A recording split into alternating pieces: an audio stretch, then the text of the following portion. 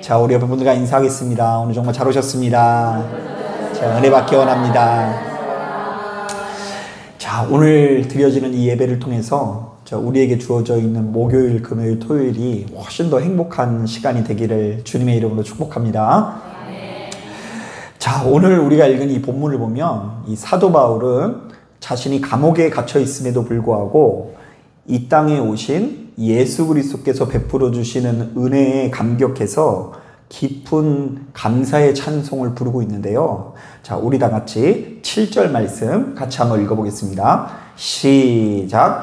우리는 그리스도 안에서 그의 은혜의 풍성함을 따라 그의 피로 말미암아 속량 곧 죄사함을 받았느니라. 자, 우리는 여기서 이 속량이라는 말에 동그라미를 쳐야 되는데요. 자, 바로 이 말은 평상시 우리가 자주 사용하지 않는 단어다 보니까 좀 생소하게 느껴지죠. 자, 그래서 이제 좀 간략하게 설명을 드리자면 속량이라는 말은 누군가 몸값을 받고 죄인을 풀어주어서 자유인이 되는 행위를 말합니다. 자, 가령 예를 들면 채무로 인해서 종이 된 형제를 대신해서 내가 그 값을 치르고 그 사람을 해방시켜 준다든지, 자, 형제가 빚으로 인해서 저당 잡힌 땅을 다시 찾아주는 일 등을 가리켜 속량이라고 정의할 수 있습니다. 자, 그런데 오늘 우리가 읽은 이 본문을 보니까 사도 바울은 우리 주님께서 우리의 죄를 대신해서 자신의 피로 속량을 해주셨다고 하는데요. 자, 즉 우리는 본디 죽어 마땅한 죄인이지만 주님께서 우리를 대신해서 죽어주신 덕분에 바로 이렇듯 죽지 않고 살아날 수 있었다라는 이야기를 하는 것입니다. 여러분 기억하실지 모르겠지만 그 사도행전 9장을 보면 그 사도 바울이 다메섹 도상 가운데 광명 가운데 임재하시는 주님의 음성을 듣게 되는 장면이 나옵니다.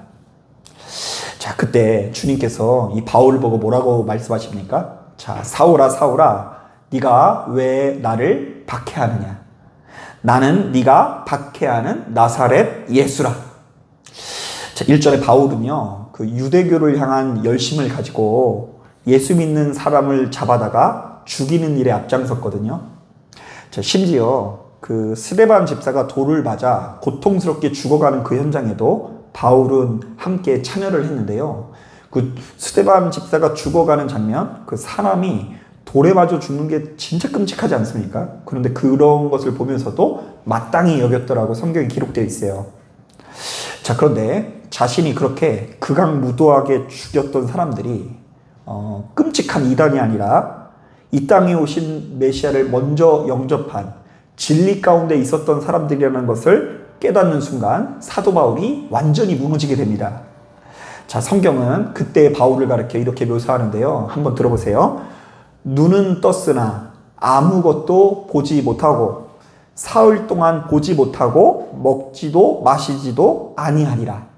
자, 여러분 잘 보세요. 이게 중요한 게 뭐냐면 먹지도 마시지도 못했다고 되어 있어요? 아니면 먹지도 마시지도 않았다고 되어 있어요? 예, 좀 발음이 이상한가요? 못했다가 아니라 안 했다. 안 먹었다라는 거예요. 안 먹었다. 자, 이 말은 뭐냐면요. 그가 예수를 영접한 이후에 엄청난 양심의 가책을 느껴가지고 이른바 자신에 의해서 아무런 죄도 없이 죽임을 당한 사람들을 떠올리면서 식음을 전폐하면서 크게 고통스러워했다는 거예요. 차마 먹을 수 없었다. 아, 저들을 죽인 죄인 괴수인 내가 어떻게 먹을 수 있을까? 자, 그런데 사도 바울은 이후에 하나님과 깊은 교제 가운데 한 가지 사실을 깨닫게 되는데요. 자, 자신은 너무나 무지해서 아무런 죄도 없는 자들을 죽음에 이르게 한 죄인 중의 괴수이지만 주님께서 이렇게 못나고 부족한 자신을 위해서 피 흘려 주신 덕분에 전혀 새로운 삶을 살게 되었다는 것을 발견하게 됩니다. 자, 그래서 로마서 3장을 보니까 사도 바울이 이런 고백을 합니다. 들어보세요. 모든 사람이 죄를 범하였음에 하나님의 영광에 이르지 못하더니 그리스도 예수 안에 있는 속량으로 말미암아 하나님의 은혜로 값없이 의롭다 하심을 얻은 자 되었느니라. 자, 사도 바울은 이른바 속량의 은혜에 대한 감사와 기쁨이 있었는데요. 자, 그렇기 때문에 그는 감옥에서도 낙심하지 않고 기쁨의 찬송을 부를 수 있었던 것입니다. 자, 한번 따라해 볼까요? 나는 본디 죽어 마땅한 죄인입니다. 한 번 더 따라하겠습니다. 예수께서 이런 나를 위해서 대신 죽으셨습니다. 제가 맨날 이렇게 십자가를 위해서 대신 죽으신 예수님에 관한 말씀을 하도 많이 전하니까 오늘 친구가 이제 친구 목사가 있는데 부끄럽게 이 녀석이 이제 유튜브로 제가 설교하는 걸 좀 들었나 봐요. 그러더니 이런 얘기 하더라고요. 야, 너는 왜 이렇게 장사가 안 되는 설교만 하냐 이러더라고요. 막 예수 믿고 복 받고 뭐 그냥 잘 되고 응답 받고 이런 얘기를 하지 왜 맨날 그냥 십자가, 보혈, 속죄 이런 얘기만 하냐고 이렇게 이야기하더라고요. 자, 그런데 이제 제가 보았을 때는 자, 성경이 말하는 이 복의 진수가 바로 그렇게 장사 안 되는 이야기라는 생각이 들기 때문이에요. 자, 나는 죽어 마땅한 죄인이다. 이거 직분을 받는 동안에도 잘 모를 수 있거든요. 이 세상 지루한 이야기처럼 느껴질 수 있어요. 여러분 지금 아멘 하시는 분 3대가 복을 받을 줄로 믿습니다. 제가 하도 많이 해가지고 이제는 잘 섞지도 않아요. 막 아멘 아멘 막 그 아멘을 막 그냥 이렇게 높게 하고 막 이렇게 하는데 예수님께서 위에 여러분들 위해서 죽으셨습니다 이러면 그냥 예수가 죽은 게 나랑 무슨 상관인가 그냥. 자, 그런데 이게 왜 중요하냐면 자신은 원래 본디 죽어 마땅한 죄인이었던 이 바울이 예수께서 이런 나를 위해서 대신 죽었다라는 것을 인격적으로 알게 되고 그것을 제대로 알게 된 순간부터 바울에게는 매 순간이 덤으로 사는 인생처럼 느껴졌기 때문입니다. 이제부터 내가 사는 것은 이제 내가 사는 것이 아니라 내 안에 거하시는 누구의 뜻대로요? 예, 십자가에 못 박힌 예수의 뜻대로 내가 이제 살 것이다. 자, 이것을 어떻게 설명을 할까 고민하는 가운데 제가 유튜브에서 재밌는 영상을 하나 보았는데요. 약 1년 전에 TV에서 장기 이식 코디네이터라는 직업이 소개된 적이 있습니다. 장기 이식 코디네이터. 자, 이분들은요, 장기 이식에 관련된 모든 업무를 담당하는데요. 자, 심지어 이제 죽음을 앞둔 사람에게 장기 이식을 좀 하시죠. 이렇게 장기 이식자를 모집도 하고요. 이제 이식하기로 한 사람들을 관리하기도 하고, 심지어 장기 이식을 위해서 적출한 이렇게 장기를 들고 이제 부산에서 서울로 나르기도 하고 뭐 하는 이런 업무를 담당하시는 분들입니다.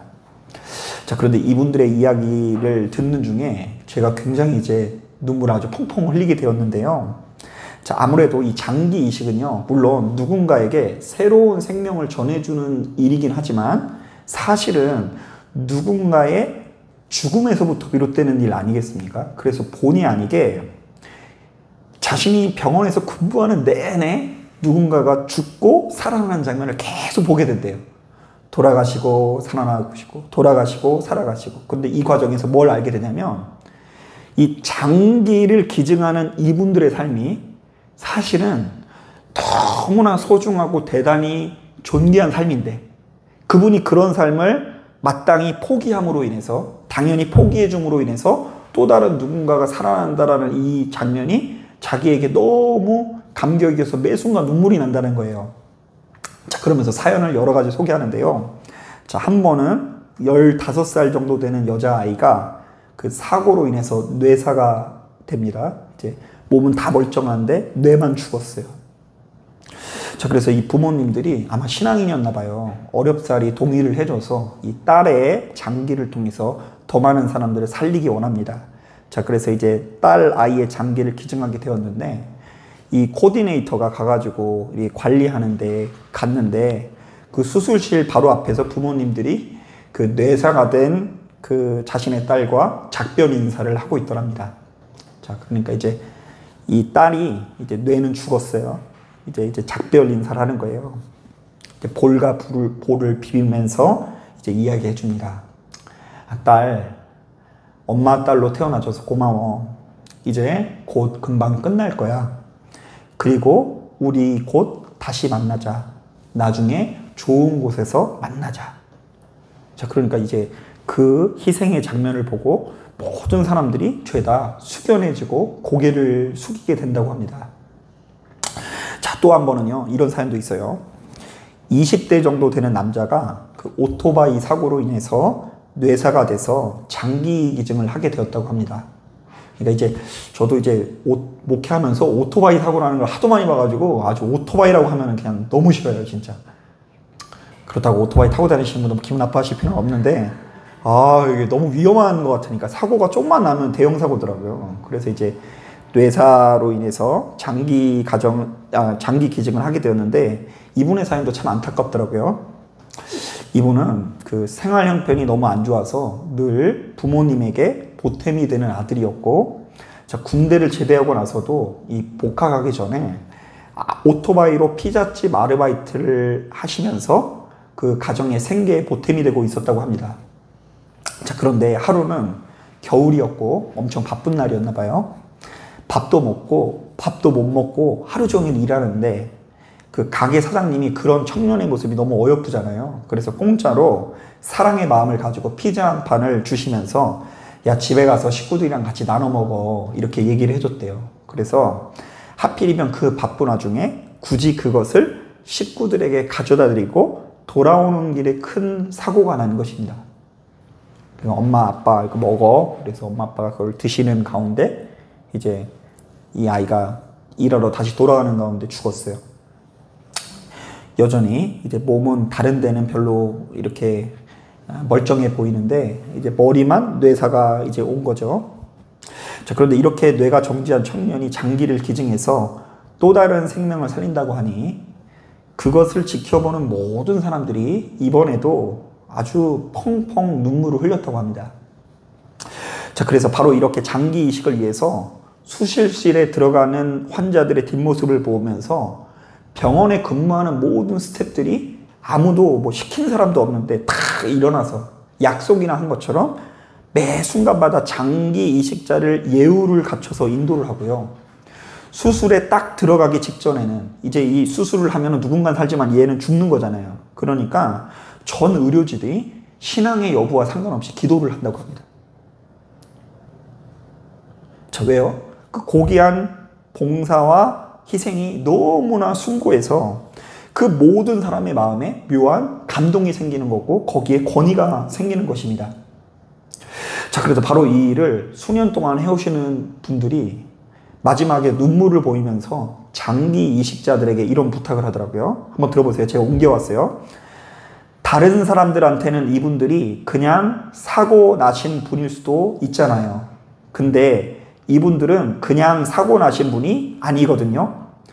이분들이 저마다 그 가정에서 얼마나 소중한 존재이고 귀중한 사람이란 걸 알고 그런 분이 얼마나 아름다운 일을 하셨는지를 알아야 해요. 내 생명을 버려서 남을 살린다라는 건 뒤가 없는 거잖아요. 내가 그것을 볼 수도 없는 거고 수혜자분들이 그걸 꼭 반드시 알고 나머지 삶을 정말 잘 사셨으면 좋겠어요. 자, 저는 바로 이 장기 코디네이터의 이야기를 듣고 괜시리 마음이 숙연해지면서 눈물이 치밀더라고요. 자, 그리고 바로 이것이 그리스도의 속량을 가슴 깊이 체험하고 입술로 고백한 자들에게 나타나야 하는 능력이라는 생각이 들었어요. 여러분, 우리 맨날 이런 얘기 좋아하잖아요. 나는 본디 죽어 마땅한 죄인입니다. 자, 예수께서 이런 나를 위해서 대신 죽으셨습니다. 자, 그런데 바로 이런 고백을 하는 사람들은 도대체 어떤 삶을 살아야 될까요? 자, 일단 눈앞에 작은 고난에 넘어져 원망하지 않고요. 자, 어떻게든 더 나은 삶을 살기 위해서, 가치 있는 삶을 살아가기 위해서 노력할 수밖에 없는 것입니다. 자, 그러니까 여러분, 예수 믿는 우리들이 주의 피로 거듭났다고 이야기하죠. 예수의 피로 거듭난 게 뭐예요? 이렇게 막 헌혈해가지고 예수님의 피를 막 수혈을 해가지고 달라졌다는 게 아니라 이제 내가 너무나 큰 죄인이라는 걸 깨닫고 나 자신이 완전히 죽고 새로운 동기와 새로운 의미를 가지고 이 세상을 살아가게 되었다라는 것을 말하는 거예요. 많은 분들이 각자 자신만의 씨름을 하고 살아갑니다. 어떤 분들은요, 너무 미워하는 누군가 이 한 영혼을 가지고 이 한 영혼을 마음에 품기 위해서 씨름하는 사람도 있을 수 있고요. 어떤 분들은요, 경제적인 어려움이 너무 많다 보니까 진짜 일평생 빚만 갚느라고 끝나시는 분들도 있어요. 저 같은 경우는 오늘 벌레 잡느라고 얼마나 노력했는지 몰라요. 그냥 벌레 잡느라고 오늘따라 왜 이렇게 벌레가 많이 나오는지, 그냥 그 바퀴벌레가 요만한 게 이렇게 그 저쪽 입구에 있길래 우리 그 바퀴벌레 보면 우리 박형욱 기사님 놀라실까봐 전기패로 탁 하니까 그냥 팍팍 튀기더라고요. 근데 이제 그 와중에 그게 되게 재밌는 거예요. 그래가지고 비슷한 곤충 같은 거 이렇게 한 10마리 제가 이렇게 잡았거든요. 뭐 그런 것도 있고, 말씀을 어떻게 준비할까, 어떻게 전해야 될까, 이런 게 고민하면서 씨름하기도 하고. 자, 그런데 사람마다 이 각각의 여러 가지 씨름이 있지만 거듭난 사람들, 예수의 피로 속량함을 입어 다시 태어난 거저 얻은 삶을 살아가는 우리들은 보다 가치 있는 삶을 살아가기 위해서 노력할 수밖에 없는 거예요. 나 자신의 기쁨과 즐거움을 추구하는 게 별로 그다지 최고의 가치가 아닌 거예요. 내가 예수님을 본받아 그분에 따라서 뭔가 보탬이 되는 삶을 살아야 되겠다. 자, 오늘 우리가 읽은 본문은 사실은 바로 그렇게 속량함을 입어 거듭난 예수 믿는 우리들, 다시 태어나게 된 우리들이 어떤 삶을 살아야 되는 제시가 크게 세 가지로 나눠지고 세 가지로 제시되고 있는데요. 뭐 복잡할 것도 없이, 복잡하게 설명할 필요도 없이 읽으면 다 알 수 있어요. 먼저 1장 3절 말씀 같이 한번 읽어볼게요. 1장 3절 시작. 찬송하리로다. 하나님 곧 우리 주 예수 그리스도의 아버지께서 그리스도 안에서 하늘에 속한 모든 신령한 복을 우리에게 주시되. 자, 여기서 보니까 뭐라고 되어 있냐면, 이거 쉬운 번역으로 보면 하나님께서는 그리스도를 통해서 하늘의 온갖 영적 축복을 이미 우리에게 베풀어 주셨습니다. 그러니 이제부터 내가 사는 삶은 덤으로 사는 삶이니 이것 자체가 너무나 감사하고 즐거운 일이라는 것입니다. 자, 한번 따라해 보겠습니다. 하나님께서는 그리스도를 통해서 하늘의 온갖 영적 축복을 이미 우리에게 베풀어 주셨습니다. 야, 이제 이미 나는 복을 받았다 안 받았다? 받은 거예요, 받은 거예요. 더 달라고 할 게 없어요. 너무 많이 받아가지고. 자, 그런 사람이 되어야 한다는 것이고요. 자, 1장 9절부터 10절 말씀 같이 한번 읽어볼게요. 1장 9절 10절 시작. 그 뜻의 비밀을 우리에게 알리신 것이요 그의 기뻐하심을 따라 그리스도 안에서 때가 찬 경륜을 위하여 예정하신 것이니 하늘에 있는 것이나 땅에 있는 것이 다 그리스도 안에서 통일되게 하려 하심이라. 이게 좀 복잡하게 써 있어서 이게 무슨 얘기인지 모를 수 있는데요. 때가 되면 하늘과 땅에 있는 모든 것이 그리스도 안에서 하나가 되게 한다라는 것은, 그리스도의 속량을 경험한 사람들은 이 땅을 살되 천국과 같은 삶을 살아갈 수밖에 없다라는 이야기예요. 자, 우리는 지금 하늘에 있는 것과 땅에 있는 것을 좀 나누죠. 땅에 있는 것은 좋지 못하고 하늘에 있는 것은 좋은 것이다. 자, 그런데 우리가 그리스도의 속량함을 경험하면 하늘에 있는 것이나 땅에 있는 것의 구분이 사라진다. 자, 우리가 천국을 누리게 된다. 자, 그리고 11절부터 11절 말씀 우리 같이 한번 읽어볼게요. 11절 12절 시작. 모든 일을 그의 뜻의 결정대로 일하시는 이의 계획을 따라 우리가 예정을 입어 그 안에서 기업이 되었으니 이는 우리가 그리스도 안에서 전부터 바라던 그의 영광의 찬송이 되게 하려 하심이라. 자, 이거 제가 좀 더 쉬운 번역으로 옮겨왔어요. 모든 것을 뜻하신 대로 이루시는 하나님께서 당신의 계획을 따라 우리를 미리 정하시고 택하셔서 그리스도를 믿게 하셨습니다. 그러므로 맨 먼저 그리스도께 희망을 둔 우리는 하나님의 영광을 찬양할 수밖에 없습니다. 자, 우리 한번 따라해 보겠습니다. 하나님의 영광을 찬양할 수밖에 없습니다. 자, 그리스도의 속량을 경험한 사람들은 이 땅을 살면서 정말 여러 가지 환난과 괴로움을 겪더라도 그 입술에서 찬송이 끊어지지 않는다라는 것인데요. 자, 이미 죽음을 한번 경험한 거예요, 우리는.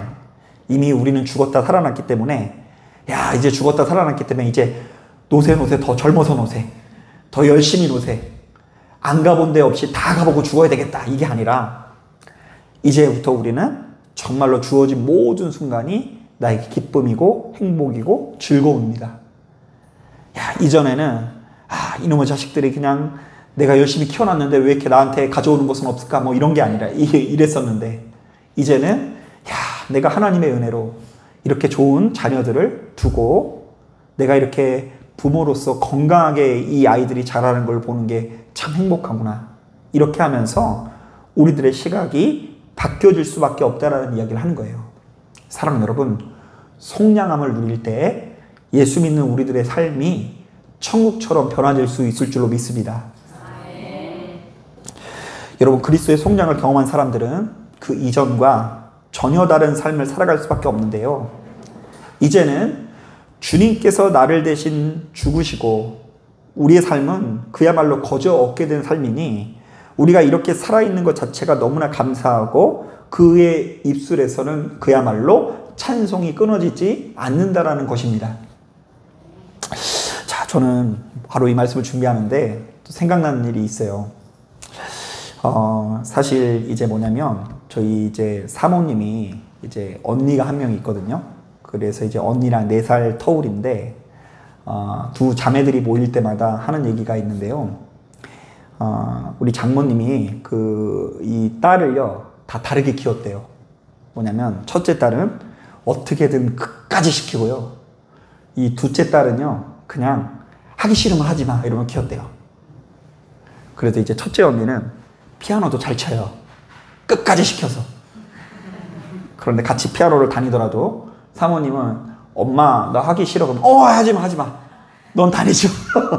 이렇게 얘기하고요. 심지어요 학교 다닐 때도 그냥 엄마 나 오늘 좀 머리가 아파서 학교 안 가고 싶어 이러면은요 가지마 이랬대요.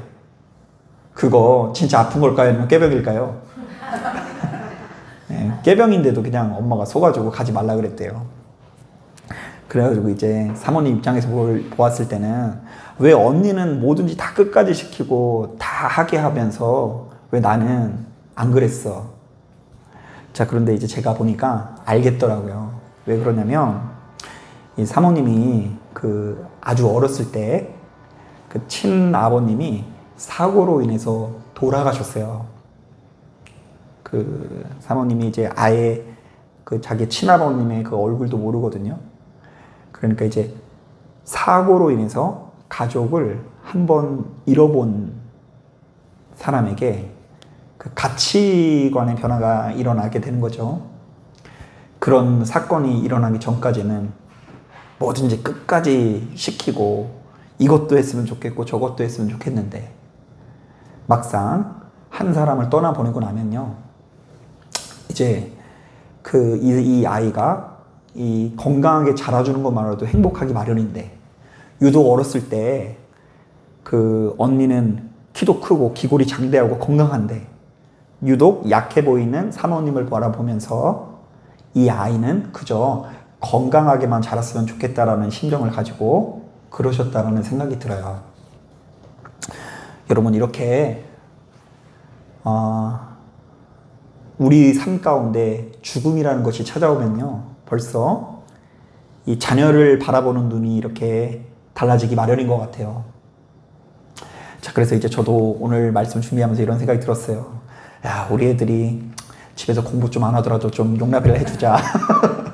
그것 자체만으로도 귀하게 여기고 어여삐 여겨야 되겠다. 자, 여러분, 아무쪼록 이 자리에 참석한 저와 여러분들이 그리스도의 속량의 은혜를 경험하는 진짜 예수 믿는 사람이 되길 바랍니다. 가만히 보면 교회를 다니는 사람이 뭐가 복음인지를 잘 모르고요. 그 복음이 진짜 무엇을 영접해야 되는지도 모른 채 이 엉뚱한 데 열심을 쏟는 경우가 되게 많이 있어요. 자, 그런데 여러분, 다른 복은 못 받더라도요, 오늘 본문에 나와 있는 하늘에 속한 신령한 복. 자, 지난 시간에 의하면 아버지 하나님께서 나는 한 것도 없는데 내가 구원받는 것을 택해 주신 은혜, 그리고 오늘 말씀에 의하면 나는 죽어마땅한 죄인인데 예수께서 나를 위해서 대신 죽으신 이 속량의 은혜, 바로 이것을 우리가 인격적으로 알고 경험하고 배워나가야 되겠다는 생각이 들어요. 자, 바로 그때에 이 자리에 참석한 저와 여러분들이 예수 안에서 모든 아픔과 괴로움을 넘어 진짜 천국을 누릴 수 있다는 걸 믿으시고, 여러분, 시간이 지날수록 여러분들의 인생이 더욱 아름답고 행복한 삶 되어지기를 주님의 이름으로 축복합니다. 자, 기도하겠습니다.